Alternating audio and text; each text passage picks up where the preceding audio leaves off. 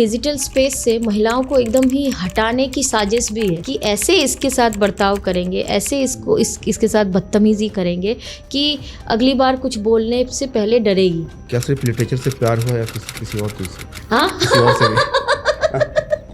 ये सब तो क्यों? रोजी रोटी हक की बातें जो भी जुबा पे लाएगा, कोई भी हो, निश्चित कम्युनिस्ट कहलाएगा। ऐसी शादियां हो तो बिल्कुल लोग शादी करें। बिल्कुल जल्दी शादी कीजिए आप।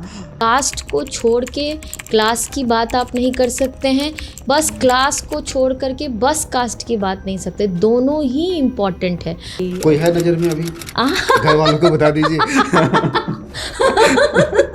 हाँ है। कभी भी शादी कीजिए तो जब आपको किसी से प्यार हो और तभी शादी कीजिए। और क्योंकि आपकी ही पार्टी के एक नेत्री हैं, मैं उनका नाम नहीं बताऊंगा, बट उन्होंने पब्लिकली पोस्ट करा था कि महिलाओं को कम्युनिस्ट पार्टी आगे नहीं बढ़ने दे रही है। पढ़ाई में कैसे थी आप? पढ़ाई में अच्छे थे। अच्छे थे। हाँ। स्कूल पसंद नहीं था? स्कूल पसंद लेकिन नहीं। पढ़ाई में अच्छी। आपको कम्युनिस्ट पार्टी से प्रेम कहाँ हुआ या बचपन से था?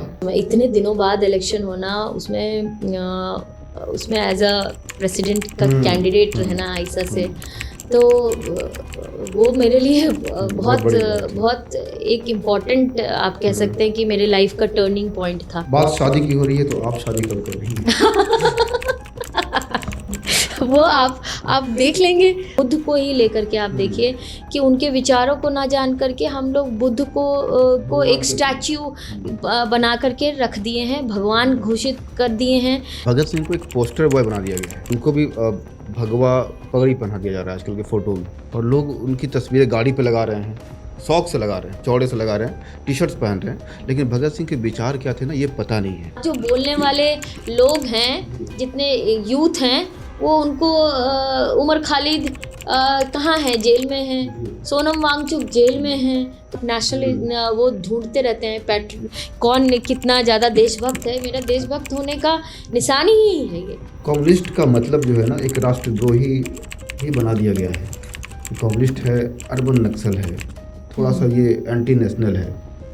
इस पे आपके क्या मतलब थॉट्स हैं, क्या सोचती हैं?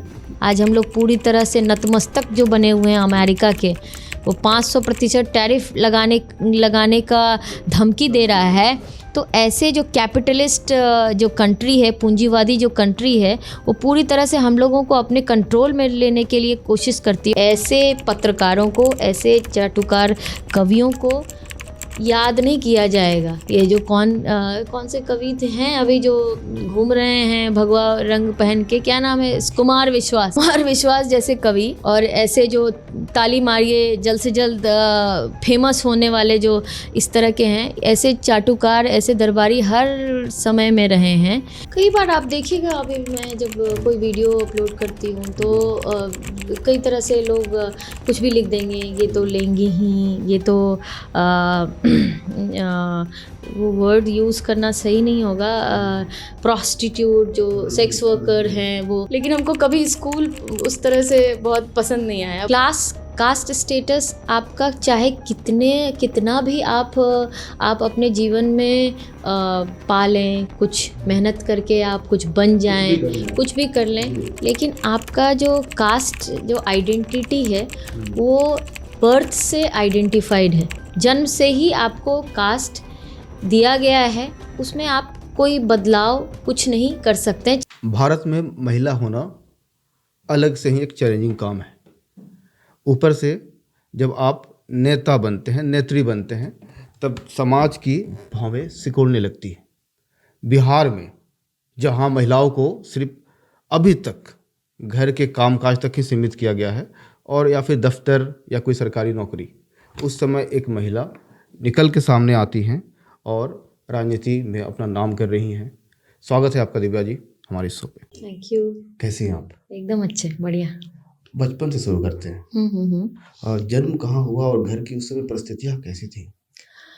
जन्म मेरा सहरसा में हुआ है। सहरसा में हुआ? सहरसा में। ओके। वहीं पे हम जॉइंट फैमिली में रहते थे। मेरे 4 बड़े चाचा हैं और मेरे पिताजी सबसे छोटे। 5 भाई थे? 5 भाई और 3 बहनें। ओके। तो हम लोग एक ही घर में शुरुआत में जॉइंट फैमिली थी और वहीं मेरा जन्म हुआ। तो सब न्यूक्लियर फैमिली पहली बार हम देखे ही नहीं थे। अच्छा। तो हमसे स्कूल में, मेरी बहनों से स्कूल में पूछा जाता था कि कितने भाई बहन हैं, तो हम लोग काउंट करने लगते थे। अच्छा। कितने भाई बहन सबको मिला के हमें समझ में नहीं आता था कि किनको छोड़े किनको जोड़े। मतलब कौन से, हम लोग 3 अपने बहन हैं और बाकी मेरे कजन हैं। ये चीज़ें नहीं समझ में आती थी हमें। हम लोग एक अच्छा इस तरह से, क्योंकि वो सब कोई साथ में ही रहना, साथ में खाना पीना। कितने भाई बहन हैं? हम लोग काउंट करने लगते थे। तो तब फिर मेरी माँ को कंप्लेन जाता था कि इसे समझाइए कि कितनी बहन है ये काउंट करती है। मेरी बहन भी काउंट करती रहती थी। तो वही माँ बोलती थी कि ये लोग जॉइंट फैमिली में रहते हैं, हम लोग सब कोई साथ रहते हैं, तो इसलिए बच्चों को समझ में नहीं आता। और लेकिन अच्छी बात है, अच्छी बात है। तो वहीं पे 5th 6th क्लास तक मेरी पढ़ाई वहीं पे हुई। ठीक है। और वहीं पे मेरी बुआ रहती थी यहाँ पटना में। और वो जाती रहती थी छुट्टियों में। मेरे भाई बहन जो मेरी बुआ के बच्चे हैं थे, वो लोग सब कोई आते थे। तो मेरी बुआ का पढ़ाई को लेकर के वहाँ उस समय में कोई स्कूल, अच्छे अंग्रेजी मीडियम स्कूल नहीं थे सहरसा में। तो मेरी बुआ का कहना था, मेरी माँ भी बोलती थी कि एक तो जॉइंट फैमिली में बच्चे जो हैं बहुत शैतान होते हैं। उनको पता होता है कि माँ का पावर पोजीशन बहुत कम है, सबसे छोटी हैं, बड़े अंकल हैं, चाचियाँ हैं, तो हम बहुत बात सुनते नहीं थे क्योंकि तो उनको माँ को समझाई मेरी बुआ की पढ़ाई लिखाई के लिए अच्छा होगा कि आप हम पटना में रहते हैं, वहीं पे किराया ले करके आप बेटियों को पढ़ाइए।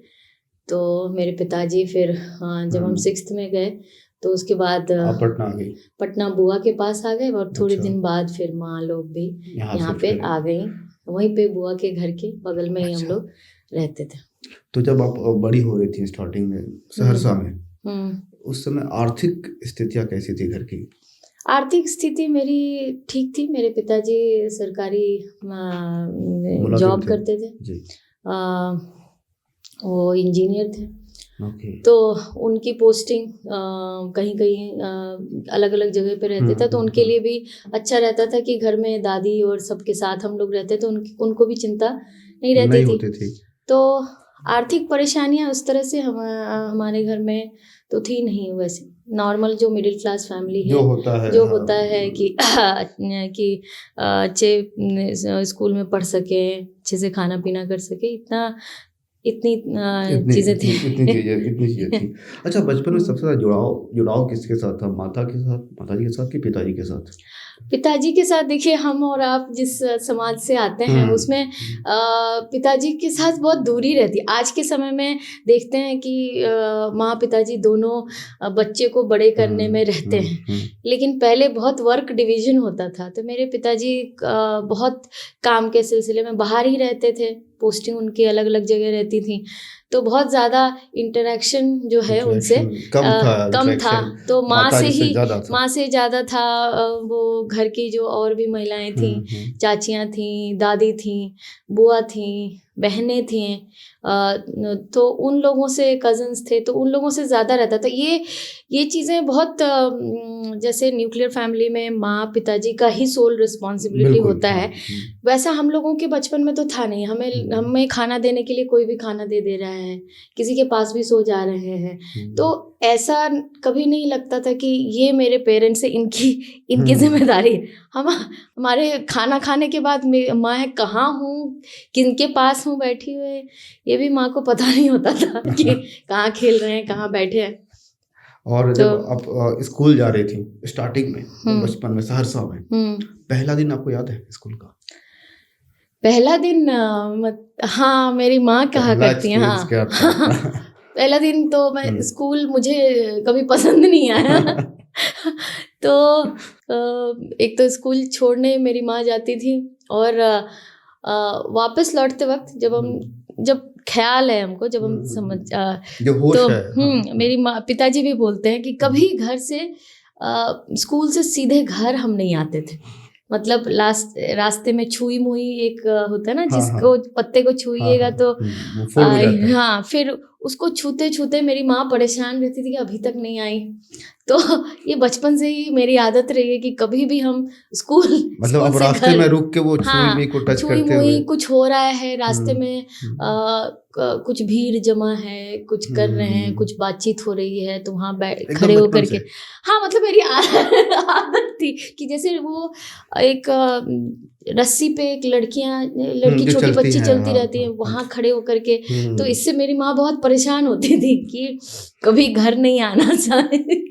लेकिन हमको कभी स्कूल उस तरह से बहुत पसंद नहीं आया, बहुत ही क्यों पसंद नहीं आता स्कूल? हाँ? स्कूल की क्या कमियां थी जो पसंद नहीं आती थी? स्कूल की कमियां नहीं, मतलब स्कूल जो है वो बहुत ही एक क्लोज कैद खाना, सिस्टम, और हम जेल। लोगों के समय में तो और ज़्यादा कि अच्छा। होमवर्क, और आज के समय में और भी करिकुलर एक्टिविटीज़ होते हैं स्कूल में। हमारे यहाँ हम लोग जब हम छोटे लोग होंगे छोटे थे तब ये नहीं तो था। बस यही चीज़ें थी पढ़ाई कि करो, होमवर्क करो, पढ़ाई, हाँ, रोज लेके आओ। होमवर्क करो रोज, ये करो, तो ये सबसे बहुत बोरियत। बच्चे जो होते हैं वो खेलने कूदने वाले होते हैं ना, तो जी। 3-4 साल तक तो आप घर में रहते हैं, उस तरह के को प्रेशर नहीं होता है कि आपको एक क्लासरूम में एक इतने बड़े इन्वायरमेंट में रहना है। इस वजह से मुझे बहुत बहुत कभी पसंद नहीं आया स्कूल, कि बहुत अच्छा लग रहा है पढ़ाई स्कूल में में कैसे थी आप? पढ़ाई में अच्छे थे, अच्छे बहुत, थे। हाँ। स्कूल पसंद नहीं था? स्कूल पसंद नहीं लेकिन था। पढ़ाई में अच्छे थे, दुरुस्त थे। स्कूल में एक्चुअली मेरे पिताजी इंजीनियर थे, तो हमेशा उनको लगता था कि हम जिस क्लास में हैं उससे 2 क्लास ऊपर के मैथ्स को कंप्लीट करें। अच्छा। तो हमेशा एडवांस में एडवांस में, मतलब ये क्या बात है। पहले जो ये चीज़ें होती भी थी कि ये 6th में है, 7th का मैथ्स बना रही है, 8th का मैथ्स बना रही है, और इस चक्कर में जो बाकी लिटरेचर है और ये सब चीज़ों का समय नहीं मिलता था। तो पढ़ाई में अच्छे थे, लेकिन खेलना कूदना, लोगों से मिलना जुलना मुझे ज़्यादा पसंद रहता था। उस समय भी, अभी भी है। अभी भी है। अभी भी है। जब आप पटना आई तो आपको एक होता है, जब हम शहर बदलते हैं तो एक अंदर भी बदलाव होती है, नया कुछ दिखता है। तो क्या आपने फील किया उस समय?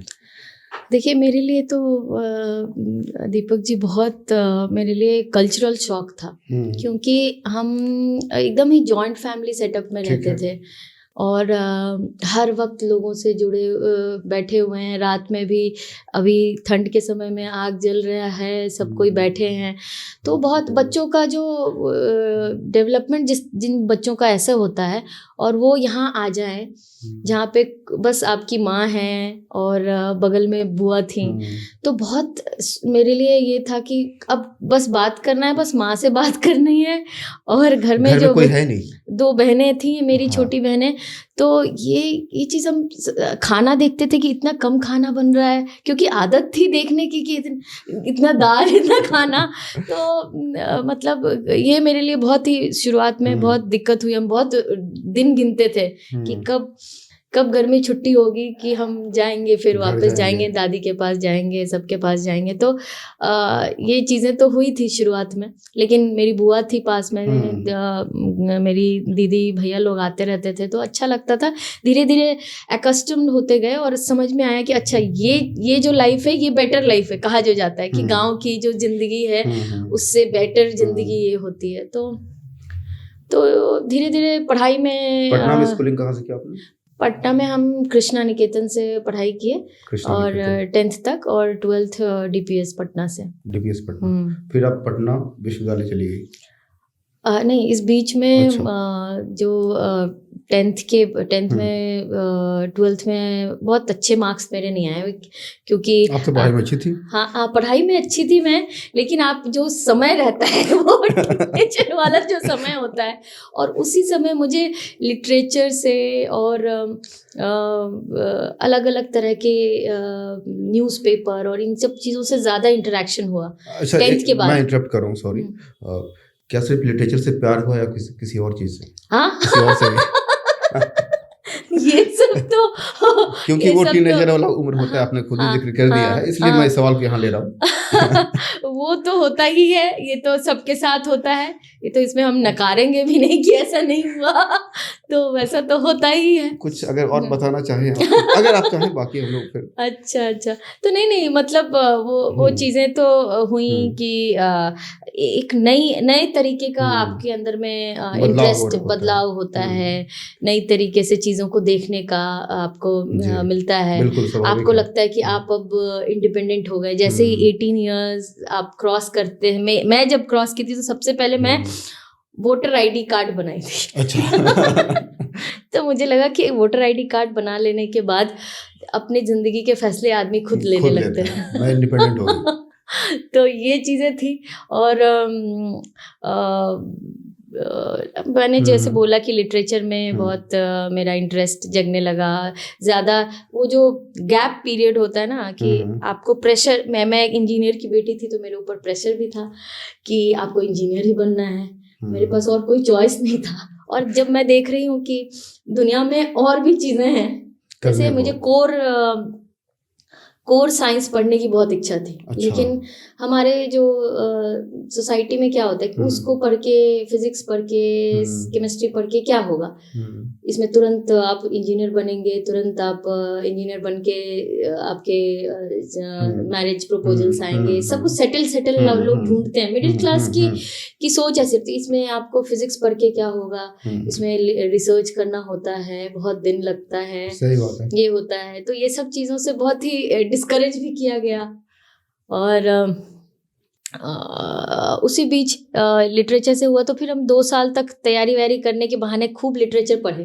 ठीक है। ये 2 साल जो मुझे मिला कि 12th की बात होता है ना कि आपको तैयारी करने के लिए गैप लेना होता है। तो गैप पीरियड में मैं बहुत सारे हार्वर्ड फास्ट को लेके प्रेमचंद और भी कई लिटरेचर जो है, वर्ल्ड लिटरेचर, न्यूज़पेपर पढ़ना, द हिंदू से इंटरेक्शन मेरा उसी समय हुआ। तो मैं सोच रही थी जब ये सब पढ़िएगा तो ऑब्वियसली वो सब एग्जाम तो आप पास करिएगा नहीं। आप जॉन एलिया को पढ़ रही थी।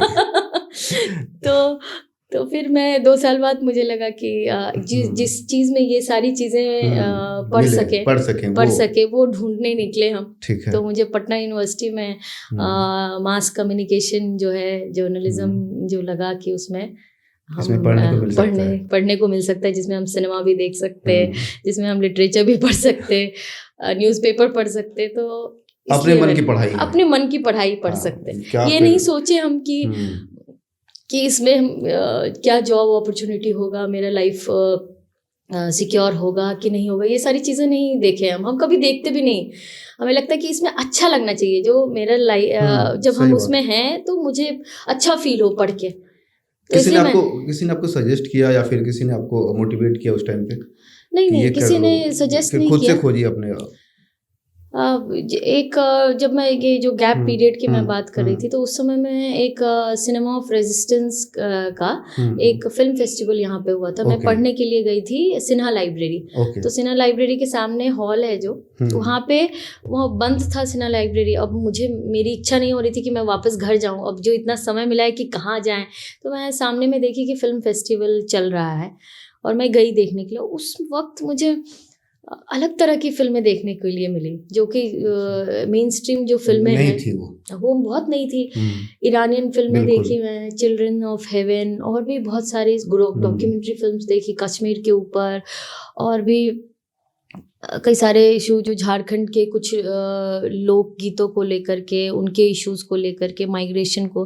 तो मुझे लगा ऐसी भी फिल्में बनती हैं, कौन लोग हैं वहाँ पे। बहुत सारे डायरेक्टर्स भी आए थे, डॉक्यूमेंट्री फिल्म मेकर्स सब आए हुए थे, उन लोगों से बातचीत हुई तो मुझे बहुत बहुत इंटरेस्टिंग लगा। तो इसी तरह से डिसीजन लिए कि मुझे, इसके बाद आपने डिसीजन लिया कि अब ये पढ़ते हैं। हाँ, ये पढ़ते हैं। और इतने खराब रिजल्ट आने के बाद घर वाले भी हाथ खड़ा कर देते कि जो करना है करो। मार्क्स कितना था बता सकती हैं? कि सब मेरा 63% है। आपसे खराब मेरा तो मैं बता नहीं सकता। खैर, बहरहाल 10th से मतलब सोचिए 10th में 87 या 88% था मेरा। और उससे मतलब इतना डिटोरिएट होना, तो पेरेंट्स भी को भी लगा कि उनका तो दिल टूट गया कि इंजीनियर की बेटी अब इंजीनियर नहीं बन पाएगी। कहाँ 87 से 63 पे आ गई। हाँ बिल्कुल। तो इन सब के बीच आपको कम्युनिस्ट पार्टी से प्रेम कहाँ हुआ, या बचपन से था जब आप वो स्कूल से निकलती थी और सब कुछ ऑब्जर्व करते हुए घर आती थी? देखिए, एक तो पार्टियों से, पॉलिटिकल पार्टियों के बारे में जो कहा जाए तो बचपन से ही मेरा थोड़ा बहुत इंटरेक्शन था। वो कैसे था ये हम आपको बता देते हैं। जब हम मतलब घुरकते थे जब, तो उस वक्त भी मेरे घर के बगल में मेरे पिताजी बताएंगे, कोई एक ऑफिस था। और पहले तो जनता दल हुआ करता था ना, तो उसका ऑफिस था। तो मैं उनका कुछ होता रहता था ये कार्यक्रम सब, तो मैं घुरकते हुए उनके स्टेज पे जाके बैठ जाता। अच्छा। और वो लोग स्टिकर जो चक्र वाला स्टिकर है ना, मेरे गाड़ी पे वो लगाते थे, मेरे गाल पे, इन सब चीजों पे लगा देते थे। और मेरे घर पे सहरसा में जहाँ मेरा घर है उसके पास में ही, पीछे में ही जो वहाँ के विधायक हैं थे, उनका घर है और आरजेडी का ऑफिस भी है। तो इस तरह से पॉलिटिकली तो हम बहुत बचपन से देखते, लेकिन वो नहीं सोचे थे कभी कि कम्युनिस्ट पार्टी के बारे में तो जानकारी नहीं थी। लेकिन जब मैं पढ़ाई करने लगी, जब वर्ल्ड लिटरेचर, मार्क्सिज्म और ये सब चीज़ों से मेरा इंटरेक्शन हुआ, तब मुझे कम्युनिस्ट पार्टी के बारे में मतलब कॉलेज के दिनों में आके, हाँ कॉलेज के दिनों में आकर के ये चीज़ें पता चली कि इसके कम्युनिस्ट पार्टी है, इसके स्टूडेंट विंग्स होते हैं। और कॉलेज में जब मैं एडमिशन ली तो वहाँ पे अलग अलग कम्युनिस्ट पार्टी के स्टूडेंट विंग्स थे, उनके लोगों से मेरा इंटरेक्शन हुआ उन सब, क्योंकि वो लोग हमको जानते भी थे, क्योंकि फिल्म फेस्टिवल में वो लोग भी आए हुए थे, तो वो देखे थे। तो वो लोग थोड़ा बहुत मेरे से इंटरेक्शन था पहले से, तो उनसे बातचीत हुई कॉलेज जाने के बाद। तो ऐसे मेरा कुछ किस्सा अगर कॉलेज के दिनों का, उस समय का, अच्छा अगर याद हो तो।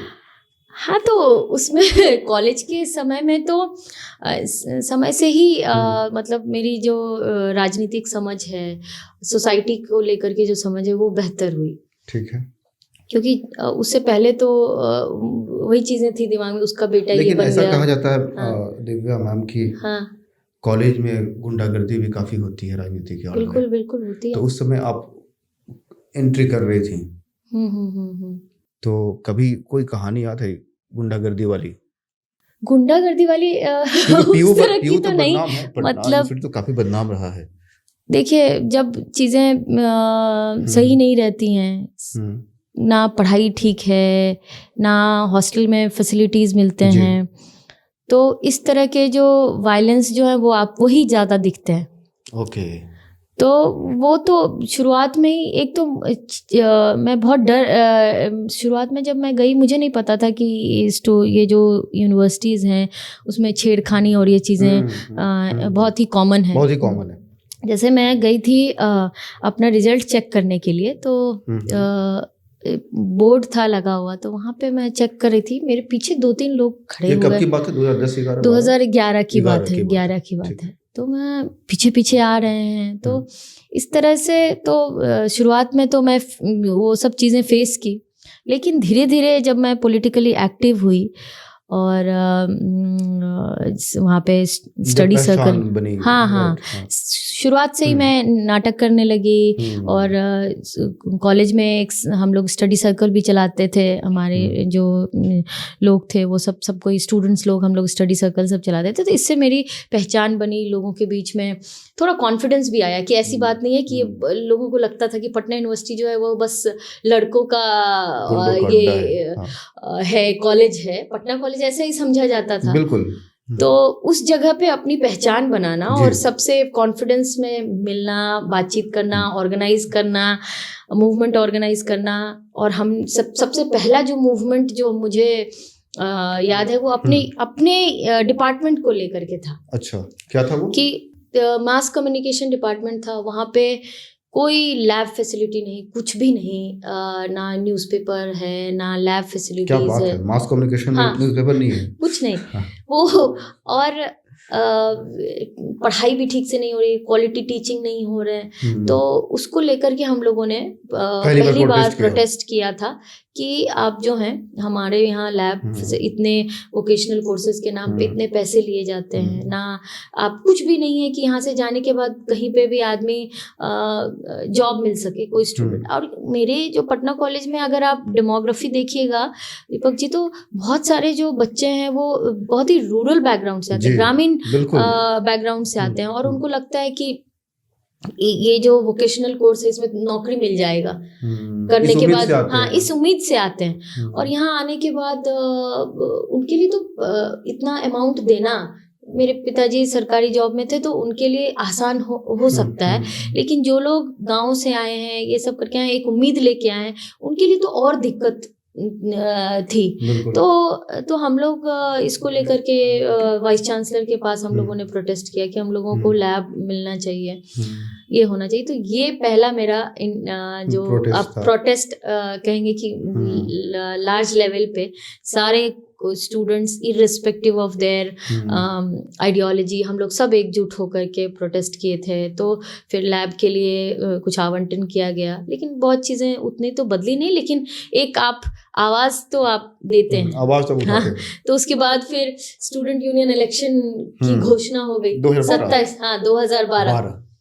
तो 2012 में 27 साल बाद छात्र संघ चुनाव की घोषणा होती है, और पूरे वो एकदम ही लग रहा था जैसे विधानसभा इलेक्शन जैसा ही माहौल हो गया था उस समय। इतने दिनों बाद इलेक्शन होना, उसमें एज अ प्रेसिडेंट का कैंडिडेट रहना आयशा से, तो वो मेरे लिए बहुत एक इम्पोर्टेंट आप कह सकते हैं कि मेरे लाइफ का टर्निंग पॉइंट था। इसलिए नहीं कि इलेक्शन लड़ने के को लेकर के, साथ साथ कि क्या सीखा आप उस इलेक्शन से?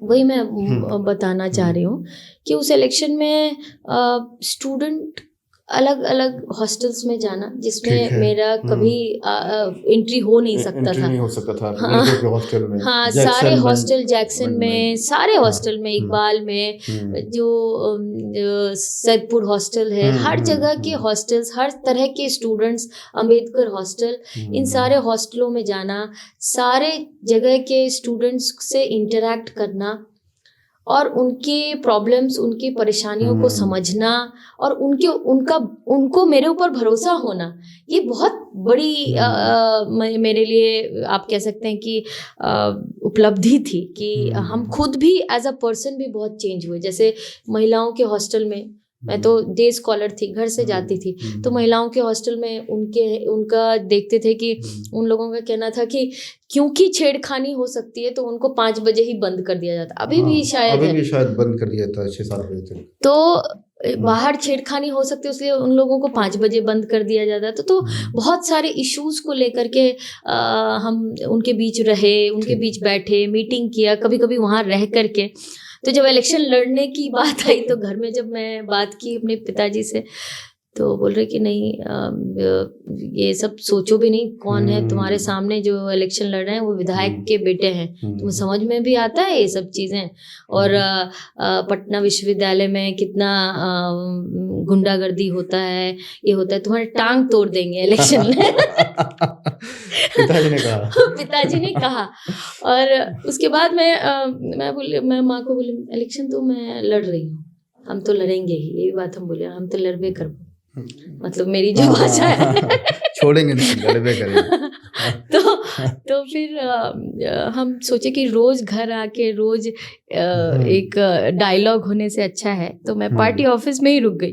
मैं सोची कि 8-10 दिनों की बात है, लड़ लेते हैं उसके बाद घर जाएंगे। मतलब अब 8-10 दिनों तक पार्टी ऑफिस में रहती थी? पार्टी ऑफिस में ही मैं रहती थी, क्योंकि बहुत रात तक हम लोगों का कैंपेनिंग होता था, तो एक सिक्योरिटी के लिए भी मतलब ये था कि घर आना जाना, तो वहाँ रहने से कहीं भी जाना आसान है। गाजीपुर वाला ऑफिस या फिर कहीं और? नहीं, यहाँ हमारा जो ऑफिस है लोहानीपुर, वहीं जो ऑफिस है वहीं पे, तो वहाँ रह करके कभी हॉस्टल में रुक गए, महिलाओं के हॉस्टल में रुक गए, तो इसलिए मुझे लगा कि अभी वहीं से रहते। माँ कभी कभी कुछ टिफिन भेज दिया करती थी, तो वो इलेक्शन मेरे लिए बहुत ही टर्निंग पॉइंट रहा लाइफ का। और जी।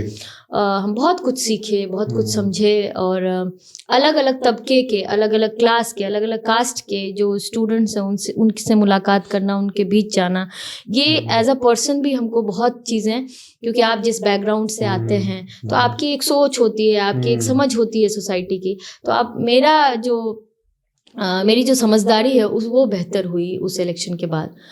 इलेक्शन ख़त्म हुआ, उसके बाद ही निर्भया गैंग रेप हो जाता है 2012 दिसंबर। हाँ, दिसंबर। तो मैं बहुत उससे रिलेटेड फील की कि हम लोग भी कोई भी अपने पार्टनर के साथ कहीं घूमे, ये करे। और वो होने के बाद जो है लोगों को जो स्टेटमेंट्स हमने देखा कि उस लड़की को ही बोल रहे क्यों इतनी रात में घूम रही थी, क्या जरूरत किस थी घूमने की? लड़के के साथ घूम रही थी तो यही होगा।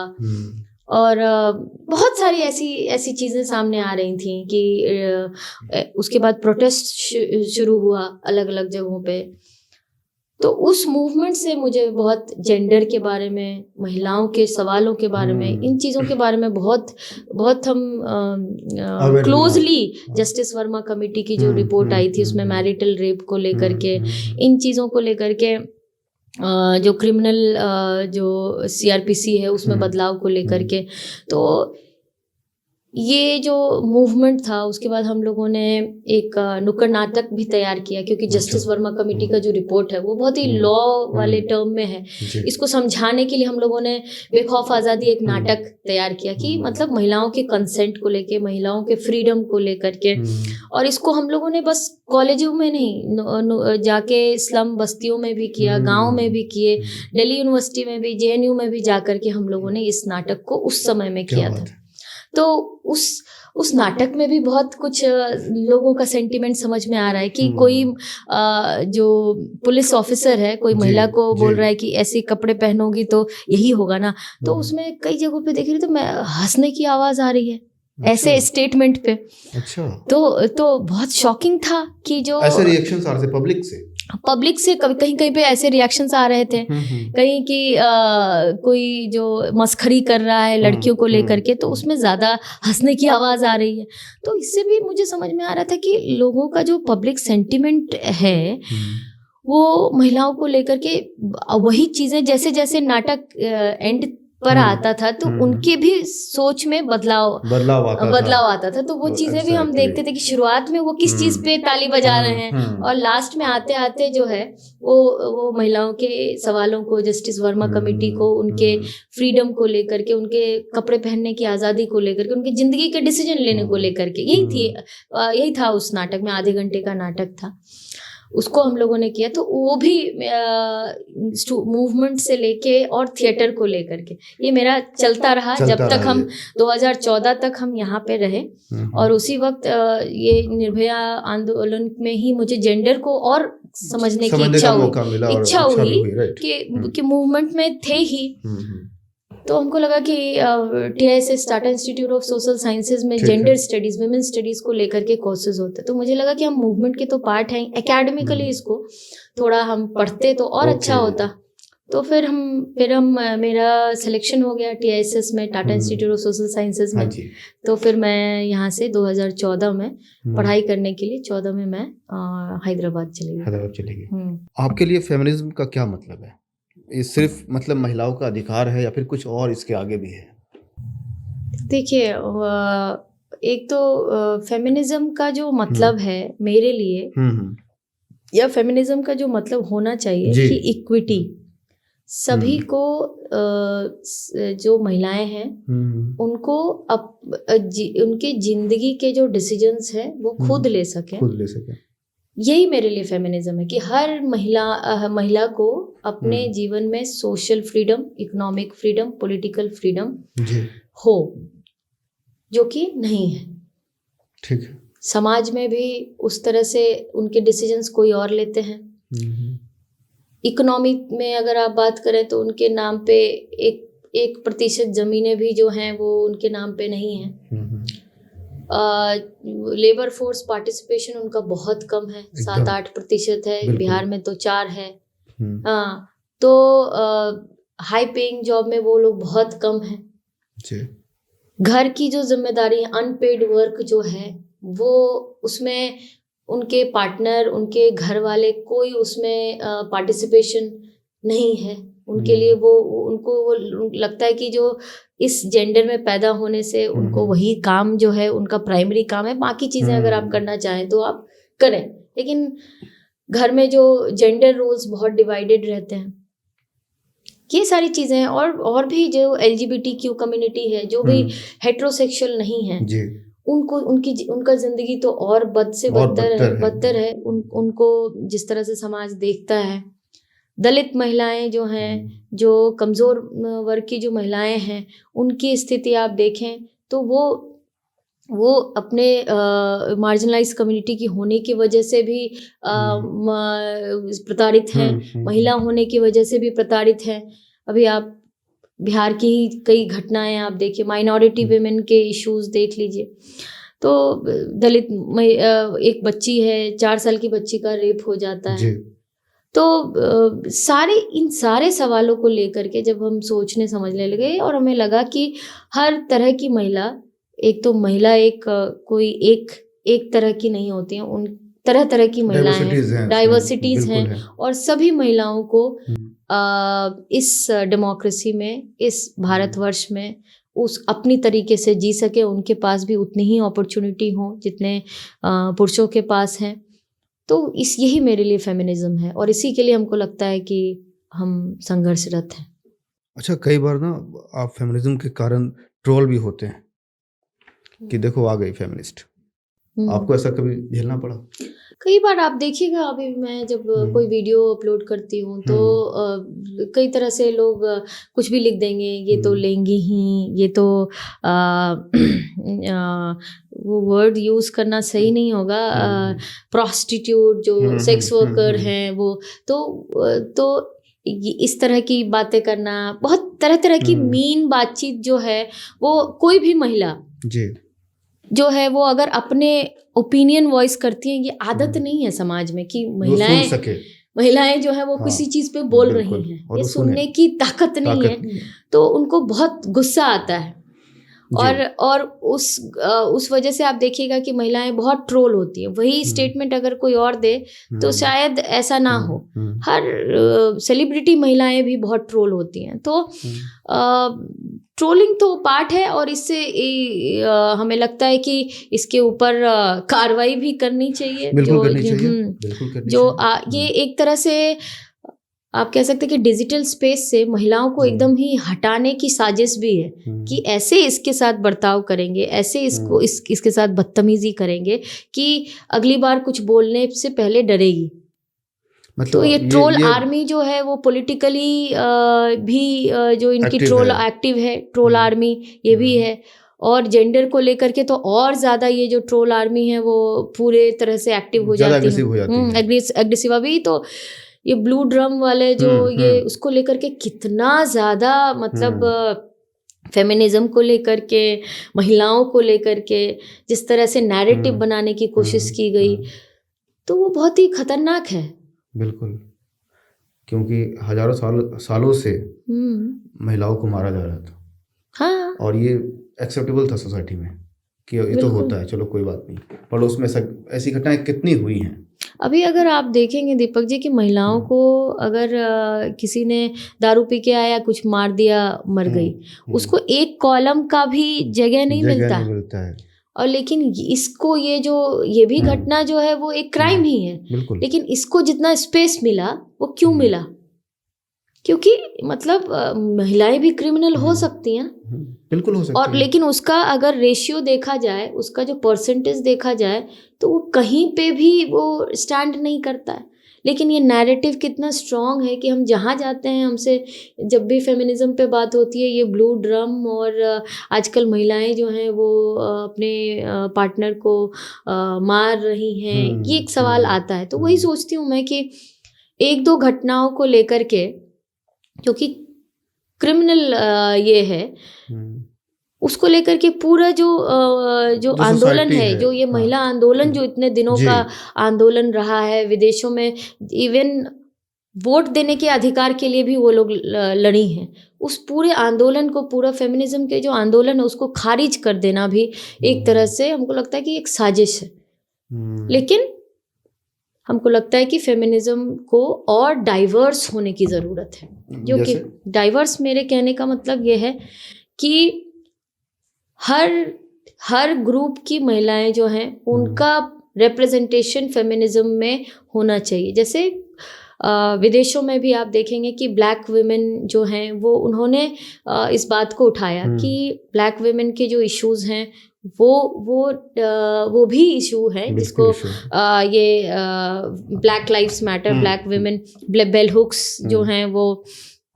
तो हमें लगता है कि जो इंडिया में भी जो फेमिनिज्म है उसको और डाइवर्स होना होगा। उसमें मजदूर महिलाएं भी हों, उसमें किसान महिलाएं भी हों, उसमें दलित महिलाएं हों, पिछड़े तबके से आने वाली महिलाएं हों। तो वो ये और जो वॉइसेस है वो डाइवर्स होगा और इंक्लूसिव होगा, समावेशी होगा। तो हमें लगता है कि हर इस फेमिनिज्म को जितना इलिटिज्म जैसा देखा जाता है कि इलीट लोग फेमिनिज्म की बात करते हैं, तो जितना ज़्यादा हर तबके की महिलाएं उसकी पार्ट बनेंगी तो वो और फेमिनिज्म जो है वो मजबूत होगा। अच्छा दीपिका जी, एक बात और मेरे दिमाग में भी आ रही है कि जो भी पॉलिटिकल पार्टियां होती हैं वहाँ भी पितृसत्ता जो होता है वो काफ़ी प्रभावशाली होता है, पुरुष प्रधान वहाँ भी है। आप इसको कैसे झेलती हैं अपने पार्टी में? क्योंकि आपकी ही पार्टी के एक नेत्री हैं, मैं उनका नाम नहीं बताऊंगा, बट उन्होंने पब्लिकली पोस्ट करा था कि महिलाओं को कम्युनिस्ट पार्टी आगे नहीं बढ़ने दे रही है। ये तो मेरी जानकारी में है नहीं कि कौन किसने किया है, लेकिन बट आपको फेस तो करना पड़ता होगा ना? नहीं, ये बात तो हम तो हमेशा ये बात बोलते हैं कि महिलाओं को बहुत सारे स्पेस पे लड़ना पड़ता है, चाहे वो आप अपनी फैमिली में हो, चाहे वो पब्लिक लाइफ में हो, पार्टी में हो। तो हर स्पेस पे जो लड़ाई है वो है, क्योंकि उसी तरह की मानसिकता लेकर के बहुत सारे लोग जो हैं बहुत सारी चीज़ें अनलर्न नहीं करते हैं जी, है ना। कि समाज से जो आपको सिखा करके भेजा गया है, आपको भी सिखाया गया हो कि आप कई लोगों को बहुत दंभ होता है कि महिलाएं जो हैं उनको क्या जानकारी होगी, हम जानते हैं। तो ऐसे लोगों से इंटरेक्शन तो होता है, लेकिन उस वक्त भी आप अपने ओपिनियन को वॉइस करना पड़ता है। आप अपने लिए और आपके अलावा भी कोई अगर महिला अगर किसी तरह से प्रताड़ित है किसी भी स्पेस में, तो उसके लिए भी आप वॉइस कीजिए ओपिनियन। तो आपका कहना बिल्कुल सही है कि हर स्पेस में महिलाओं के लिए जगह जो है बहुत सीमित है, इसको बनाना पड़ता है। एक्चुअली होता क्या है ना कि महिलाएं भी जो हैं आपस में एक तरह से गोलबंद नहीं हो पाती हैं, क्योंकि एक टेबल ही इतना छोटा कर दिया गया है कि उनको लगता है कि ये 2 कप है वो तो 2 ही कप रहेगा। तो उसमें अगर मैं एंट्री करूँगी तो उनको इनसिक्योरिटी होती है। तो इसमें क्या होता है कि टेबल बढ़ाने की बात नहीं करते हैं लोग कि हाँ ठीक है, हम क्यों 2 ही कप रहेगा, 10 कप क्यों नहीं करेंगे, है कि नहीं। तो इनसिक्योरिटी जो महिलाओं को होती है कि है तो स्पेस कम, अगर कोई नए लोग आते हैं तो उनके अंदर में इनसिक्योरिटी हो, तो उससे भी आपको लड़ना पड़ता है। ऐसे इनसिक्योरिटी से भी आपको लड़ना पड़ता है कि उसको आप सेफ फील करा सकें। और बिल्कुल पेट्रियार्कल वैल्यूज़ हैं, पार्टीज़ में भी होती हैं, लेकिन उस जगह भी आपको अपने ओपिनियन को रखना होगा। उन चीज़ों को लेकर के हम बहुत इस चीज़ को लेकर के कोई भी चीज़ अगर हमको लगता है ऐसा कि ये बहुत ही जेंडर्ड बातें हैं, बहुत ही सेक्सिस्ट बातें हैं, तो मैं उसी जगह पे टोक देती हूँ और उसको उसी जगह पे मैं प्रतिवाद भी करती हूँ। तो ये चीज़ तो आपको करते रहना। और कभी कभी दीपक जी थकान भी होती है कि हर जगह आपको क्यों लड़ना है, कोई एक स्पेस तो हो जहाँ सुकून हो, शांति हो, सुकून हो कि किसी के पास आपको हर वक्त लड़ने की ज़रूरत ना हो। लेकिन ऐसा नहीं है, समाज जब तक बदलेगा नहीं तब तक लड़ने की भिड़ने की ज़रूरत होगी। और ये है भी, और इसके लिए हम लोग लड़ते रहेंगे। और जो आज का युवा है दिव्या जी, वो तो बस 2 GB डाटा और वो रील्स में खोया हुआ है, अधिकतर जो युवा है। तो उस समय उसे अभी जो सिचुएशन है ना, उसे बेरोजगारी का आभास नहीं हो रहा है कि क्या बेरोजगारी चल रही है, क्या चल रहा है देश में। तो इसको आप लोग कैसे टैकल करिएगा, क्योंकि बहुत बड़ी समस्या है। वो फ्री ही नहीं ना, वो तो फोन चला रहा है सर झुका के। ये एक तरह से नशा है, ओपियम ऑफ मासेस जैसे बात हुई थी वो हमारे यहाँ। तो अभी कुछ दिन पहले ही किसी ये रूलिंग पार्टी से ही स्टेटमेंट आया था, रील्स बनाना भी एक जॉब है। अच्छा, कुछ आया था, हाँ, इस तरह का स्टेटमेंट आया था। इसे लोग पैसे कमा रहे हैं। हाँ, पैसे कमा रहे हैं, तो ये जॉब है। पकौड़े तलना भी जॉब है जी। तो ऐसे जो और युवाओं को जो आजकल जो है, आप कह सकते हैं कि बहुत ही अटेंशन स्पैन भी बहुत कम हो गया है। मैं तो खुद टीचर हूँ, मैं वही यंग लोगों, ये जेनजीज के बीच में ही रहती हूँ।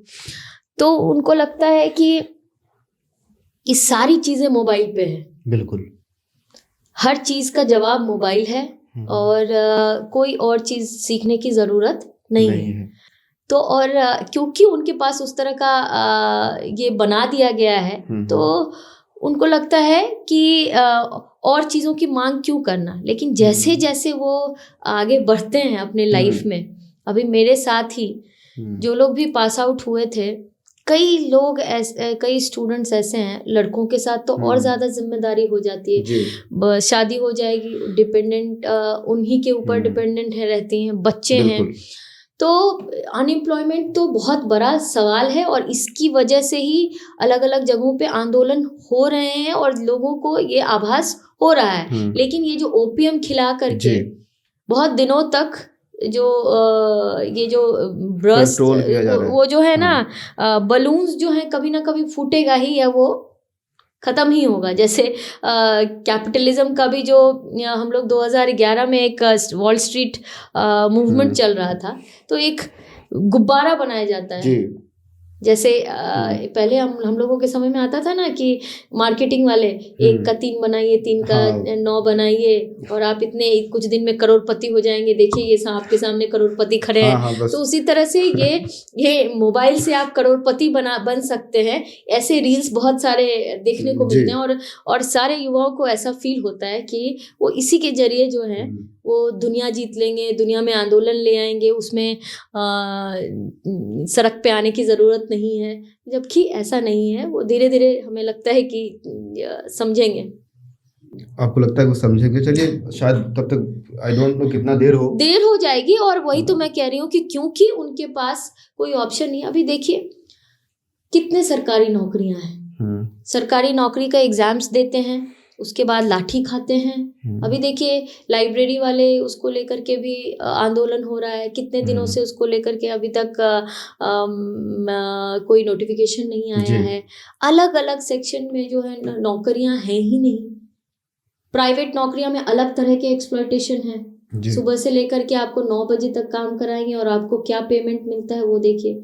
तो उनको लग रहा है कि इन दोनों जगह पे हमारा कोई स्पेस नहीं है, तो ये थर्ड स्पेस जो है ये रील्स डेवलप हो रहा है कि ये हमारा स्पेस है, जो कि वो भी नहीं है। बिल्कुल। एक दिन कितनी सारी जो ये इन्फ्लुएंसर हैं वो सुसाइड कर रही हैं क्योंकि उनका जो व्यूज़ है वो कम हो गया है, ये हो गया, उसकी वजह से ये कर रही है। तो आप सोचिए कि उनका मेंटल हेल्थ पे भी असर पड़ रहा है। तो ये चीज़ें वो जब इनको समझ में आएगा तब इनको सड़कों पे उतरना पड़ेगा, तब फिर आंदोलन करना पड़ेगा। अच्छा दिव्या जी, कम्युनिस्ट का मतलब जो है ना, एक राष्ट्रद्रोही भी बना दिया गया है। कम्युनिस्ट है, अर्बन नक्सल है, थोड़ा सा ये एंटी नेशनल है। इस पे आपके क्या मतलब थॉट्स हैं, क्या सोचती हैं आप? देखिए इस तरह का नैरेटिव जो चल रहा है ना, इस पे आप कुछ अपना टेक दें। देखिए ये नैरेटिव जो है, ये जो अभी रूलिंग पार्टी है और जो इनका पूरा जो संघ का जो तंत्र है, ये सुनियोजित तरीके से जो सवाल उठाने वाले जो लोग हैं, जो बदलाव चाहते हैं, उनको लेकर के ये नैरेटिव क्रिएट किए हैं। और हमें ऐसा लगता है कि जो कम्युनिस्ट हैं वो सबसे ज़्यादा कोई देश के लिए सोचता है, समझता है, उसको बदलाव करने के लिए संघर्ष जो करता है वो कम्युनिस्ट ही है। जी। लेकिन इनकी ये जानबूझ करके ये नैरेटिव है, क्योंकि इनको थ्रेट उन्हीं से है, थ्रेट उनसे है कि इनके जो ये नौकरी का सवाल कर रहे हैं, ये लेबर लॉज को हटाने की बात कर रहे हैं, क्योंकि ये लोग तो सब कुछ को ताली बजा करके पास करते रह रहे हैं। लेकिन इन चीज़ों पे आंदोलन करने वाले, लेबर लॉज को आपने जो कोडिफिकेशन किया, इसमें कितने सारे जो लॉज हैं वो मजदूरों के खिलाफ हैं जी। उसके लिए आंदोलन करने, इनको थ्रेट इनसे ही है। नरेगा में जो नाम चेंज करने को लेकर के बात हो रही है, उसमें बहुत सारे ऐसे चेंजेस किए गए जो कि किसानों के खिलाफ हैं जी। तो इसको लेकर के जो आंदोलन करेंगे, जो शिक्षा को लेकर के आंदोलन करेंगे, जो समाज में जो कम्युनल हेट्रेड इनके द्वारा जो फैलाया जाता है, उनके ऊपर जो सवाल उठाएंगे, कि उनके लिए तो ये थ्रेट है, तो उनको साइडलाइन करने के लिए, उसको रिजेक्ट करने के लिए ये नैरेटिव वो करते हैं। अभी देखिए जो कितने सारे पॉलिटिकल प्रिजनर्स जो हैं वो अभी जेल में हैं बिना किसी ट्रायल के। जी बिल्कुल। सोनम वांगचुक हैं, और अभी क्या नाम है उनका, उमर खालिद हैं। और ऐसे लोगों को कोई ट्रायल तक नहीं हो रहा है, और 5 साल तक, और इतने अच्छे मतलब एक स्टूडेंट का एक बेहतर एक सिटीजन हो सकते हैं, वो एक बेहतर इंसान है। जब भी उनके भाषण को आप सुनिएगा तो आपको समझ में आएगा कि वो देश के बारे में सोच रहे हैं। वो कम्युनल जो हेट्रेड फैलाया जा रहे हैं उसके खिलाफ बोल रहे हैं।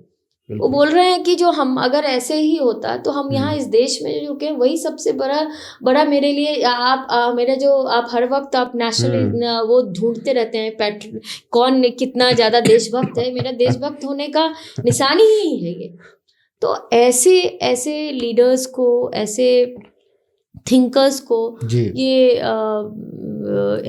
बंद कर रहे हैं। तो ये दिखाता है, और उनको अर्बन नक्सल कह के नैरेटिव चला करके उनको चुप करने की कोशिश जो करते हैं। तो ये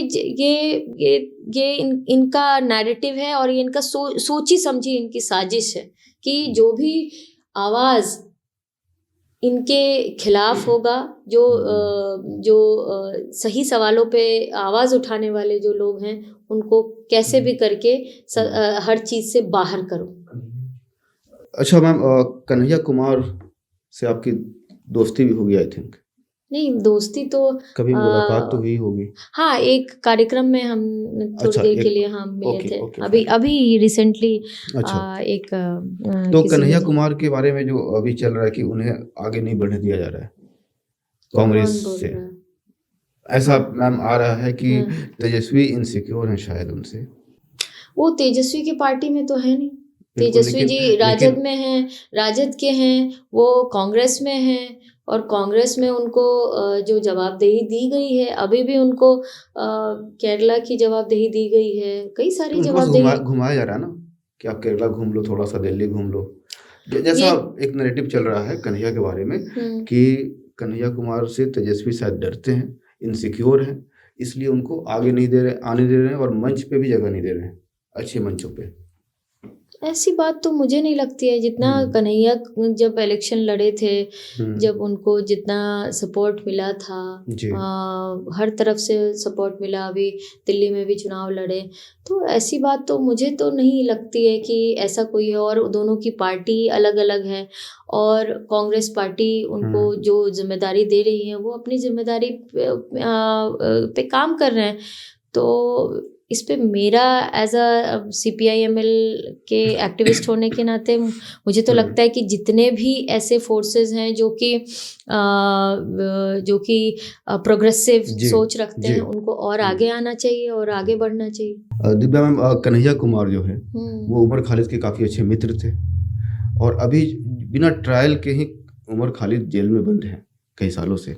तो इस पे उनका कोई स्टैंड नहीं आ रहा है, वो चुप है, शांत है, क्या चाहते हैं वो? हमें तो लगता है कि जितने भी पॉलिटिकल पार्टीज हैं, जितने भी प्रोग्रेसिव लोग हैं, हमारी पार्टी की तरफ से भी स्टेटमेंट आया, हम लोगों की तरफ से भी स्टेटमेंट आया कि एक एक्टिविस्ट को बिना किसी ट्रायल के इतने दिनों तक अगर बंद कर दिया जाता है तो ये एक तरह से उनका जो राइट है उसका भी हनन है। बिल्कुल, कि बेल का अधिकार तो सबके पास है। आप अगर वो कन्विक्टेड हो जाते तो अलग बात थी। तो बिल्कुल जितने भी प्रोग्रेसिव मूवमेंट से जुड़े हुए लोग हैं सब उनके साथ खड़े हैं और हमें तो लगता है कि हर तरफ से बात आई है, मेरी तरफ से भी बात आई है, मेरी पार्टी की तरफ से भी बात आई है इसको लेकर। एक दो सवाल आपके चुनाव से ले लेते हैं, जो अभी आपने लड़ा था दीघा से जी। आपको क्या लगता है जो समीक्षाएं आपने की चुनाव के बाद, क्या रीज़न रहा होगा हारने का? देखिए अभी भी बात आई थी, ये उस समय से ही ये है कि जिस तरह से इस चुनाव को जी ये हर तरह के तंत्र का इस्तेमाल करके, हर तरह के आप कह सकते हैं कि पैसे दे करके, SIR के बाद आप देख लें इलेक्शन कमीशन को कंट्रोल करके, चाहे वो प्रशासन को जो है वो यूज़ करके, हर तरह से नाम कई सारे जो वोटर्स थे, जो हम जिन एरियाज़ में गए थे उनके नाम काट दिए गए, वो कई सारे ऐसे वोटर्स हैं अपने नाम कुछ 10-20 हज़ार नाम ऐड हुए, वो कौन लोगों के ऐड हुए हैं। कई सारे माइग्रेंट लेबरर्स को पैसे दे करके लेके आए, बोगस वोटिंग करवाई गई। तो कई सारी चीज़ें हैं जो आप कह सकते हैं कि ये पूरी तरह से वोट चोरी के साथ साथ जो ये पैसे बांटने का जो खेल किया गया, ये हर तरह से ये डेमोक्रेसी का जो लोकतंत्र का एक महापर्व था उसको ये पूरी तरह से आप कह सकते हैं कि इस्तेमाल किए अपने लिए। ये पूरी तरह से एक फेयर स्पेस तो नहीं था, यही मुझे लगा। जहाँ भी हम जा रहे हैं लोग बहुत डिसअपॉइंटेड हैं इस तरह के रिजल्ट को कि 25 में सिमट के रह जाएं, ऑपोजिशन की हालत ये हो जाए, ऐसी संभावना तो थी नहीं जी। लोगों के अंदर में लोगों के अंदर में एक बदलाव को लेकर के ये था कि बदलाव चाहते थे। हम जहाँ पे गए इलेक्शन में बहुत लोग त्रस्त थे।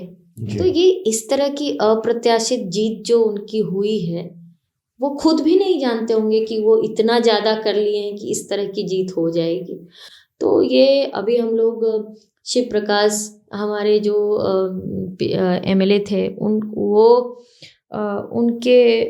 उनको फिर से रिकाउंटिंग के लिए कुछ 65 वोट से या कुछ वोट से उनको रिकाउंटिंग करके ये करके ज़बरदस्ती उनको जो है कुछ वोट को इनवैलिड घोषित करके हराया गया। तो इसको लेकर के हम लोग कोर्ट में भी गए हैं।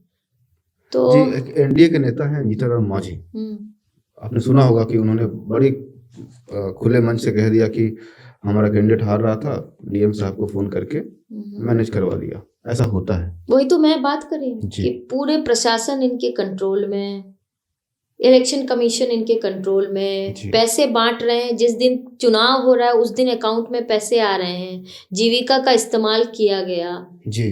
और उसमें जितनी भी महिलाएं हैं उनको डराया धमकाया गया कि पैसे मिले हैं तो आप वोट जो है उनको ही कीजिएगा। उनको मॉनिटरिंग की गई 2-2 बजे रात तक।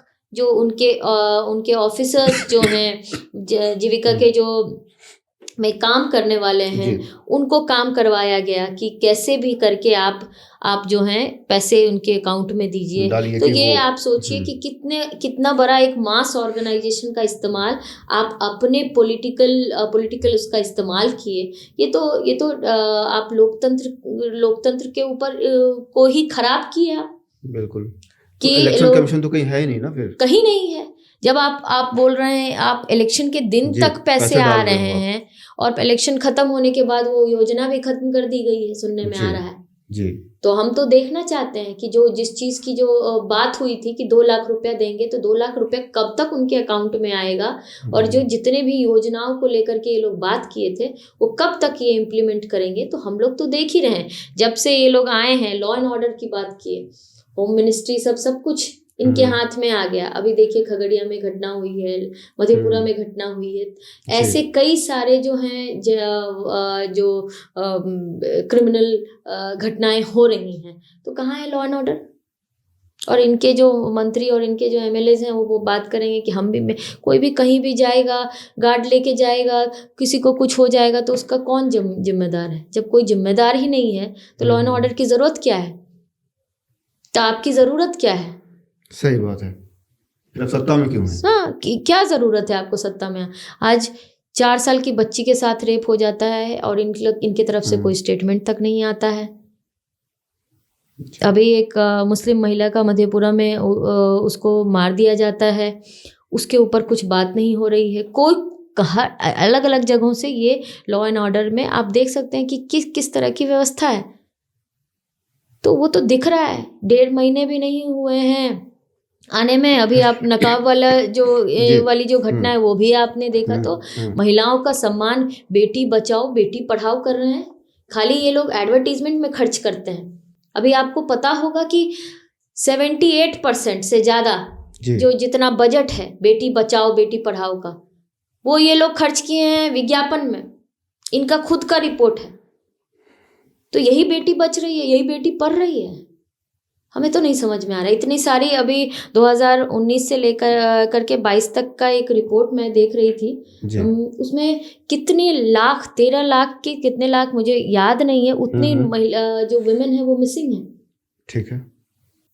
तो ये इनके ऊपर ही सवाल है। ये महिलाओं के वोट खरीद रहे हैं। महिलाओं की जो आज़ादी है वो कहाँ है? महिलाओं की सुरक्षा कहाँ है?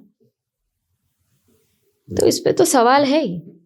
ताकि भगत सिंह अपने बंदूक से नहीं, पिस्तौल के चलते नहीं, विचारों के चलते खतरनाक थे।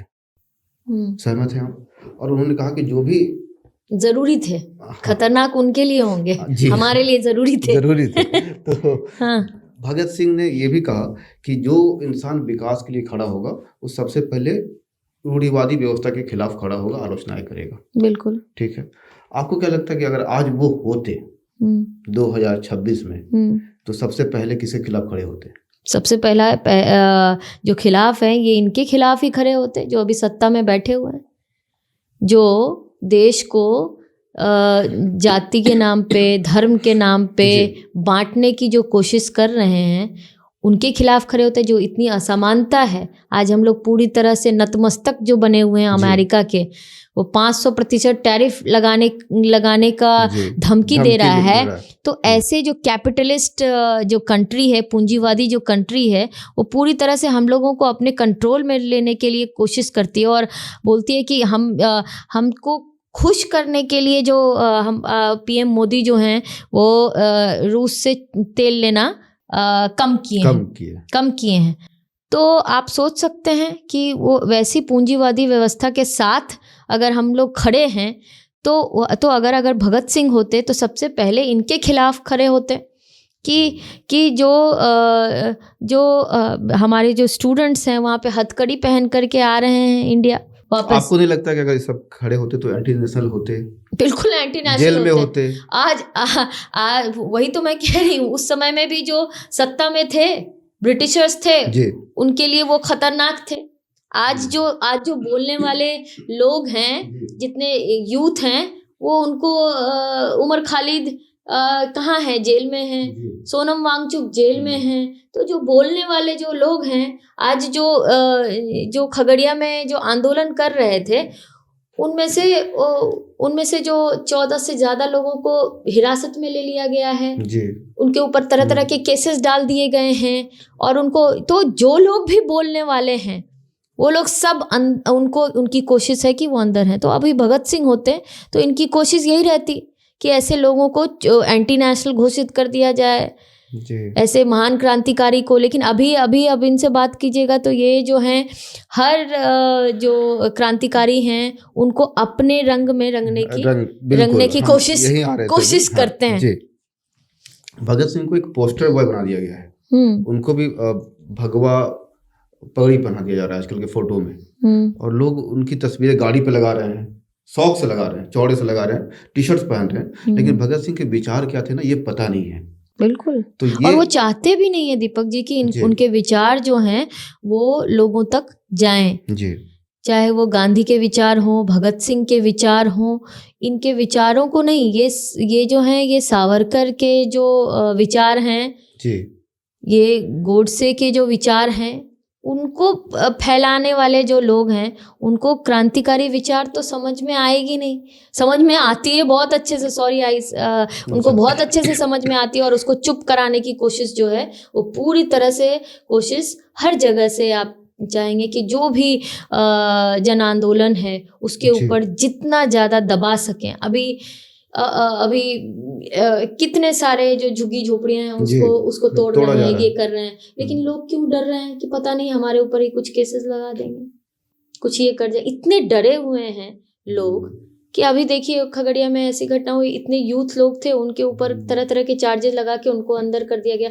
अब कोई जो न्याय की मांग करने वाले जो लोग हैं कभी खड़े होंगे? ऐसे में तो घर परिवार के लोग यही कहेंगे ना कि यही गए थे बड़ा आंदोलन करने के लिए, देखो आज तुम्हारे ऊपर ही। आज उमर खालिद को देखिए और लोगों को देखिए, जो यूथ जो आज जेल में बंद हैं, उनके परिवार के बारे में सोचिए, वो क्या सोच रहे होंगे कि ये देश के बारे में ये कर रहा था, आज हमारे बच्चे हमारे बीच में नहीं। अगर कोई युवा जाति या फिर अंधविश्वास या धर्म पे जो पाखंड है इस पे सवाल उठाता है तो उसके संस्कृति के खिलाफ या फिर धर्म के खिलाफ मान लिया जाता है। भगत सिंह नास्तिक थे और उस समय सवाल करते थे, तो आपको नहीं लगता कि आज का युवा सिर्फ दिखावा कर रहा है? भगत सिंह का एकदम दिखावा ही कर रहा है और कुछ एक भी क्वालिटीज अंदर नहीं है। देखिए, एक तरह से ये पूरी तरह से साजिश है कि उनको उनके विचारों से दूर किया जाए। बस उनको एक देखिए चे गेवारा का भी देखते होंगे कि हर जगह पोस्टर्स हर जगह, लेकिन चे गेवारा के विचारों को, उनके मूवमेंट को कौन जान रहा है ना? तो ये तरीका है, टैक्टिकल तरीका है कि किसी चीज को भी पूजनीय बना दे। जैसे बुद्ध को ही लेकर के आप देखिए कि उनके विचारों को ना जान करके हम लोग बुद्ध को एक स्टैच्यू बना करके रख दिए हैं, भगवान घोषित कर दिए हैं, लेकिन उनके बुद्ध के जो विचार थे वो गॉन हो गए, वो कहीं नहीं। वो विचारों को लेकर के चलने वाले, जो सबको साथ लेकर के चलने वाला जो बुद्ध की धरती में हम लोग हैं, उस धरती में बुद्ध के विचारों को जानने वाले लोग नहीं हैं। उसी तरह भगत सिंह को भी ये एक सुनियोजित साजिश है ये कि उनको पोस्टर बॉय बना करके रख दिया जाए और उनके विचारों को जन जन तक ना पहुंचाया जाए। तो ये ज़रूरी है कि उनके विचारों को पहुंचाना, क्योंकि आज के समय में देखिए हम लोग सोचे थे कि टीवी आ जाने से, इंटरनेट आने से लोग कम अंधविश्वासी होंगे। उसका काम अंधविश्वास फैलाने के लिए हो रहा है। आज देखिए वो कर्ली हेयर वाले बाबा, क्या नाम है उनका, बागेश्वर बाबा, क्या नाम, बागेश्वर बाबा, जो पर्ची निकाल रहे हैं, पर्ची वही निकालते हैं। एक बाबा है जो फालतू बातें करते हैं, अनिरुद्ध बाबा हैं। ऐसे बाबाओं का पोकी बाबा कहते हैं। पोकी बाबा ऐसे बाबाओं का पूरा मीम्स वायरल होता, सॉरी मीम्स कह रहे हैं, उनके जो रील्स होते हैं वो वायरल होते हैं। तो आप सोचिए कि ये टेक्नोलॉजी का इस्तेमाल अंधविश्वास फैलाने के लिए नहीं हो रहा है इस्तेमाल। बिल्कुल, वहाँ भगत सिंह वायरल होने चाहिए। वो उनके विचार कहाँ वायरल आपको दिखते हैं? जो पब्लिक इश्यूज के जो बातें हैं उनको वायरल होते हुए आपको नहीं दिखेंगे। ये पुकी बाबा और ये जो दादी हैं ये ज़्यादा वायरल होती हैं। जी बिल्कुल। एक बिहार के कवि हुए विद्यानंद मिश्रा, उन्होंने नाम बदल के नागार्जुन कर लिया था। अच्छा, बाबा नागार्जुन, बड़े हाँ ये जानते हैं, मेरे पास किताब भी है, हम पढ़े भी हैं। हाँ। उनकी एक कविता है, जनता मुझसे पूछ रही है क्या बतलाऊं, जन कवि हूँ साफ कहूँगा क्यों हकलाऊं। क्या लगता है कि आज जो है राजनीति में सबसे ज़्यादा कौन हकला रहा है, पत्रकार या कवि? देखिए, जितने भी हर समय में हकलाने वाले जो है ना, दरबारी कवि और दरबारी जी। पत्रकार ही होते हैं। हर वक्त में दरबारी होंगे, कुछ लोग जो हैं जो अपने उनका इंडिपेंडेंट वॉइस होता है, वही समाज जो है कबीर को याद करता है, दरबारियों को याद नहीं कर रहा है ना। तो आज के समय में बहुत ही चाटुकार कवि भी हैं, चाटुकार जिनको कोई ना कोई पुरस्कार चाहिए, जल्द से जल्द पुरस्कृत हो जाएं, वो इस चक्कर में रहते हैं। दूसरे ऐसे भी पत्रकार हैं जो कि एकदम ही सत्ता की चाटुकारिता करने के लिए, आप देखिएगा सेल्फी विथ ये आप आम क्यों खा रहे हैं, आम खाने में कैसे छील के खाते हैं, आप इतनी मेहनत कैसे कर लेते हैं, आप सोते कितने घंटे हैं, ऐसे सवाल पूछने वाले जो हैं वो सेलिब्रिटी बने हुए हैं आज के समय में। तो इस समय में भी इन लोगों को लग रहा होगा कि हमारी दुनिया है, लेकिन ये लिख करके आप लीजिए कि ऐसे पत्रकारों को, ऐसे चाटुकार कवियों को याद नहीं किया जाएगा। ये जो कौन से कवि थे हैं अभी जो घूम रहे हैं भगवा रंग पहन के, क्या नाम है, कुमार विश्वास जैसे कवि, और ऐसे जो ताली मारिए जल्द से जल्द फेमस होने वाले जो इस तरह के हैं, ऐसे चाटुकार, ऐसे दरबारी हर समय में रहे हैं। लेकिन जो दुनिया है, जो समाज है, वो ऐसे सुकरात को याद करती है, कबीर को याद करती है, मीरा को याद करती है। तो ऐसे क्रांतिकारी विचारों वाले जो लोग हैं, नागार्जुन को हम याद करते हैं बिहार में, फणीश्वर नाथ रेणु को याद करते हैं हम लोग, बिल्कुल, है ना।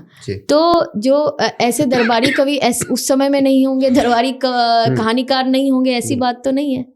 बिल्कुल थे उस लेकिन हम लोग किसको अभी पढ़ रहे हैं, आप जिनको सुना रहे हैं, आप भगत सिंह को, नागार्जुन को, ऐसे लोगों को हम याद कर रहे हैं। अब उस समय में आप देख लीजिए ना, ये सावित्रीबाई फुले, अभी जिनका जन्म दिवस हम लोग मना रहे हैं अभी 3 से लेके 9 तक, उसमें सावित्रीबाई फुले, फातिमा शेख 200 साल पहले, उस समय में 150 से 180 साल पहले, सोचिए ऐसे जो समाज होगा, किस तरह का समाज होगा। और उस वक्त में उनके ऊपर गोबर फेंका जा रहा था, लेकिन वो अब उनको ही याद कर रहे हैं ना।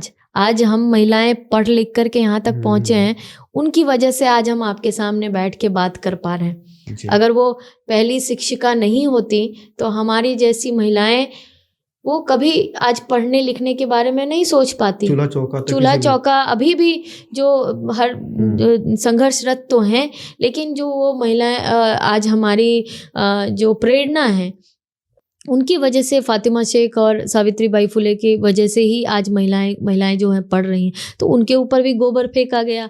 आज के समय में भी, अभी मेरे से आप बातचीत कर रहे हैं, बहुत सारी चीज़ों को लेकर के इन लोगों का ये होगा, कई तरह की बातें होंगी, ट्रोल कर सकते हैं ये लोग। बाबाओं की बात आप करेंगे तो एकदम ही आपको ट्रोल करने लगेंगे ये लोग। जैसे आशाराम बापू के ऊपर जो रेप के चार्जेस थे, और अभी जो ये राम रहीम जो हैं, वो सब पेरोल पे बाहर हैं, सब बाहर हो जाते हैं, और फिर भी वो पूजनीय बने हुए रहते हैं। तो ऐसे समाज में सावित्रीबाई फुले जैसी भी महिलाएं रही हैं, फातिमा शेख जैसी महिलाएं भी रही हैं, जिनके ऊपर यही जो मनुवादी हैं वो गोबर फेंकने का काम करते थे। जी बिल्कुल। एक छोटी सी कविता नागार्जुन की और है, चूंकि मैं तैयारी के साथ आया था तो मैं बोल ही देता हूँ। हाँ।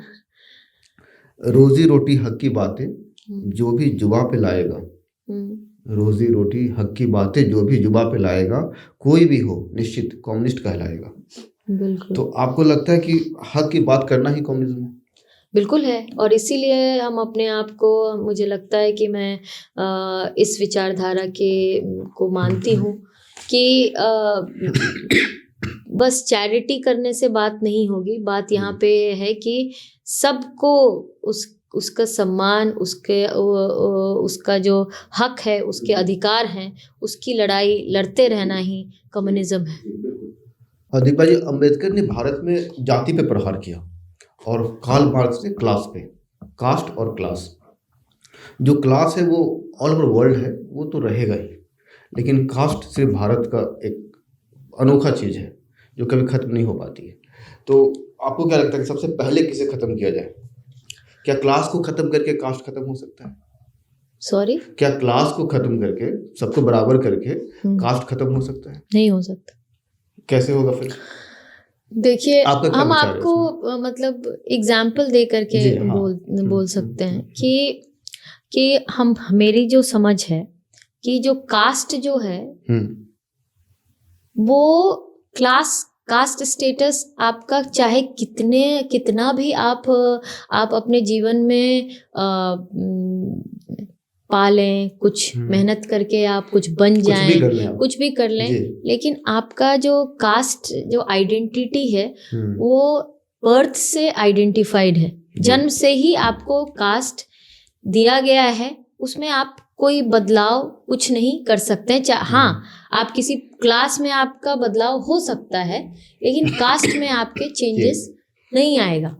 कुछ लोग कहते हैं कि जो समाज सुधारक लोग हैं सो कॉल्ड, वो कहते हैं कि ऐसा है कि खूब पैसे कमाओ, अमीर बन जाओ, फिर कोई ब्राह्मण, भूमिया, राजपूत तुमसे भेदभाव नहीं करेगा। देखिए, ऐसा तो हमें नहीं लगता कि हाँ, मतलब एक गरीब दलित से जिस तरह से पेश आएंगे, शायद उससे थोड़े पॉलिश तरीके से एक पढ़े लिखे लोगों से पेश आएंगे, लेकिन ऐसी बात नहीं है कि बस एक क्लास चेंज होने से आपका पूरी तरह से जो आप लिबरेटेड फील कर सकते हैं इस तरह के कास्टिस्ट सोसाइटी में, नहीं कर सकते हैं।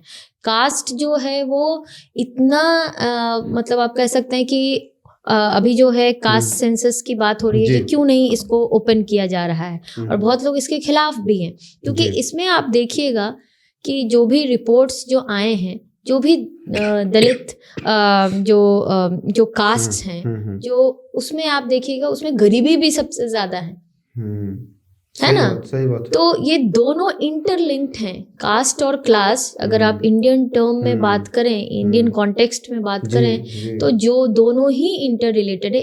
कास्ट को छोड़ के क्लास की बात आप नहीं कर सकते हैं, बस क्लास को छोड़ करके बस कास्ट की बात नहीं सकते, दोनों ही इम्पोर्टेंट है आज के समय में। तो कल्चर और जेंडर भी इम्पोर्टेंट है। एक ही घर में, एक ही कास्ट के, अगर मेरे आपके घर में एक महिला है, उसका दर्जा क्या है और आपका दर्जा क्या है, एक ही घर में वो इनइक्वालिटी आपको देखने को मिलेगा। तो हर इंटरसेक्शन को आपको दिमाग में रखना होगा, कास्ट को भी, क्लास को भी, कल्चर को भी और जेंडर को भी, तब आप इस समाज को, इस इंडिया का जो इंडियन सोसाइटी है उसको समझ पाएंगे। और किसी चीज़ को रिजेक्ट करके अगर चलिएगा तो इस सोसाइटी का जो ऑपरेशन है, ये कैसे चल रहा है और कैसे इतने दिनों तक ये है, हजारों साल से ये ऑपरेट जो हो रहा है, वो उस पूरे सिस्टम को, तंत्र को तोड़ना, वो बहुत आपको हर तरह से आपको काम करने की जरूरत है, जो कि नहीं हो रहा है आज के समय में। पॉलिटिक्स में आपको रिजर्वेशन की वजह से महिलाएं भी दिख जाएंगी, अलग अलग कास्ट के भी दिख जाएंगे, ये सारे दिख जाएंगे, लेकिन सोशल स्पेस पे जो कास्ट है वो बहुत हद तक अभी भी उसी तरह से यूनिफाइड है। इंटरकास्ट मैरिजेस बहुत कम है, 3% 2% मैरिज है जो इंटरकास्ट मैरिज है। आप सोचिए, जब इंटरनेट का ज़माना है, देश दुनिया समाज जो है, एक ग्लोबलाइजेशन आप कहते हैं वो है, उसमें भी आपको 2-3% इंटरकास्ट इंटर रिलीजन मैरिज की तो बात ही छोड़ दीजिए। ये लव जिहाद की बात करते हैं, जबकि वो लव आज़ाद है। तो ऐसे जो लोग हैं, ऐसा जो ये पूरा सिस्टम है, आप उसमें आप अभी भी देखिएगा कि अपने प्राइवेट स्पेस पे कास्टिज्म ही पूरी तरह से ऑपरेट करता है, और उसको तोड़ने का जो थोड़ा बहुत जो तोड़ पा रहे हैं वो ये आज के युवा ही हैं, जो अपने चॉइसेस को, महिलाएं जो हैं अपने चॉइसेस को, अभी देखिए सहरसा की ही घटना है जहाँ से मैं आती हूँ, वहाँ मैं बहुत डिस्टर्ब हुई थी उस टाइम में।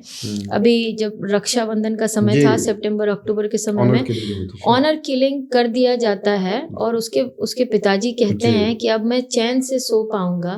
तो सोचिए समाज में आज भी एक डॉक्टर की पढ़ाई करने वाली महिला डिसाइड नहीं कर सकती हैं कि वो किससे शादी करे। उसके बाद वो चीज़ तो हम लोग देखे हैं, ऑनर किलिंग को लेकर के बहुत सारे अखबारों में आप देखते हैं। लेकिन उसके बाद जो मैं रील्स देख रही हूँ उनके सपोर्ट में, उसके पिताजी के सपोर्ट में, एहन और हर लड़की के यह हो चाहिए राख में दे, इस तरह के, मतलब हमारी जो भाषा है उसमें मैं जब रील्स देख रही थी तो मुझे और ये यंग लोग बना रहे हैं, यंग लड़के बना रहे हैं, ये वो बना रही हैं कि मुझे ये नहीं समझ में आया कि ये तो घटना, ये क्रिमिनल हो गया, उसके बाद उसके सपोर्ट में इतने सारे लोग खड़े हैं, उसके यंग भाई, एक तो वो यंग लड़की है, उसका भाई यंग लड़का, वो लोग इसमें शामिल हैं। तो आप सोचिए समाज में महिलाओं को और इस जाति व्यवस्था को तोड़ना कितना मुश्किल है। आज वो लड़की इस केस को स्पीडी ट्रायल की बात कर रही हैं, ये कर रही है, लेकिन उनका सुनने वाला कोई नहीं है। और पॉलिटिकल पार्टी भी इस तरह के जो इश्यूज हैं उससे बचते हुए कई बार नजर आते हैं। ये भी बात सही है कि ये मतलब बाहर अगर कोई रेप कर दिया या कोई किसी को मर्डर कर दिया, बाहर में मैं गई और मेरे साथ छेड़खानी हो गया तो ये पूरा एकदम मामला बन जाएगा, पूरे मोहल्ले का मामला हो जाएगा।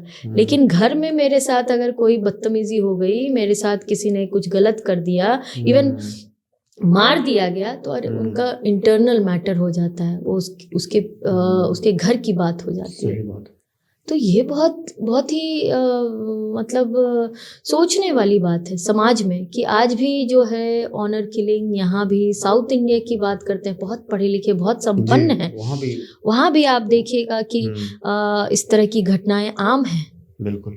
और लोग इंग्लिश में बात करते हैं, लैपटॉप से लेकर के तरह तरह के AI टूल्स चला रहे हैं। AI टूल्स चला करके उसके बाद जो है पेरेंट्स डिसाइड करते हैं कि वो ब्राह्मण है कि नहीं है जी, वो शादी जो है, they have a multiple relationship. अभी मैं ये भी बहुत सारे जगहों पे मैं देख रही हूँ कि हम you can have a multiple relationship, but शादी जाति में ही होनी चाहिए। और यही समझदारी डेवलप हो रही है। तो सोचिए कि समाज में किस तरफ जा रहा है। आप जो है सिस्टम को जो आप ये नहीं कर पा रहे हैं, आप यूज कर रहे हैं इमोशंस का, चाहे जो भी करे, महिला करे, पुरुष करे, कोई भी करे, आप उसके लिए स्टैंड नहीं ले पा रहे हैं। तो ये क्योंकि इतना ऑप्रेसिव सोसाइटी है। तब तो मैम ये तो साफ है कि क्लास वाली लड़ाई से ज्यादा मुश्किल कास्ट वाली लड़ाई है। बिल्कुल, कास्ट की जो लड़ाई है वो बहुत मुश्किल है, बहुत रिजिड है, बहुत ज़्यादा रिजिड है। और इसको जो तोड़ पा रहे हैं, कई लोग आंदोलन क्रांति करने के लिए रोड पे बस दिखते हैं, लेकिन घर का जो स्पेस मैं देखती हूँ उनका पूरी तरह से वो जो हर तरह का जो कास्टिज्म ऑपरेट करता है, घर एकदम ही वो ही वैसे ही ऑपरेट होता है। पब्लिक स्पेस में वो क्रांति करते हैं। कई ऐसे लोगों को भी मैंने देखा है जो झंडा उठा करके बड़ी बड़ी बातें करेंगे, लेकिन अपनी पार्टनर के साथ वैसा ही बिहेवियर करेंगे कि ऐसे रहो, वैसे रहो। घर में जो है अपने भाई बहनों का भी उसी तरह से शादियां जो हैं कास्टिस्ट जो वो है वो मेंटेन करके रखते हैं, लेकिन बाहर बड़ी बातें करते हैं। तो ऐसे मुझे ऐसा लगता है कि पर्सनल इज़ वेरी पॉलिटिकल। अगर मैं पर्सनल लाइफ में, मेरा अगर घर का जो लाइफ है उसमें कोई बदलाव नहीं आ रहा है और मैं बाहर बहुत जोर जोर से भाषण दे रही हूँ, तो मेरे भाषण पे यकीन मत कीजिए। सही बात है। बात शादी की हो रही है तो आप शादी कब कर रही हैं? वो आप देख लेंगे। और मुझे लगता है कि शादी के कोई एज नहीं होना चाहिए। मैं मेरा 17th को मेरा जन्मदिन है, मैं 35 की हो जाऊंगी। 17 जनवरी। अच्छा। तो मतलब शुरुआत में मेरे ऊपर भी बहुत प्रेशर कि ये कर लेना है, ये कर लेना है, शादी कर लेना है। और इस प्रेशर को और इन सामाजिक जो आप कह सकते हैं कि महिलाओं के ऊपर और ज़्यादा टाइम बॉम्ब की तरह रहता है। बिल्कुल रहता और है। लेकिन हम यही कहना चाहेंगे कि जिस आदमी को कभी भी शादी कीजिए तो जब आपको किसी से प्यार हो और तभी शादी कीजिए, और उसका कोई ये नहीं है कि कोई है नज़र में अभी, घर वालों को बता दीजिए। हाँ है। ठीक है, फिर अब इस पॉडकास्ट पर घर वाले बात करेंगे आपसे। घर वाले मेरे मतलब और हमारे यहाँ कोई हायरार्की नहीं है। माय सिस्टर गॉट मैरिड, जो कि मेरी यंगर सिस्टर है, छोटी बहन है।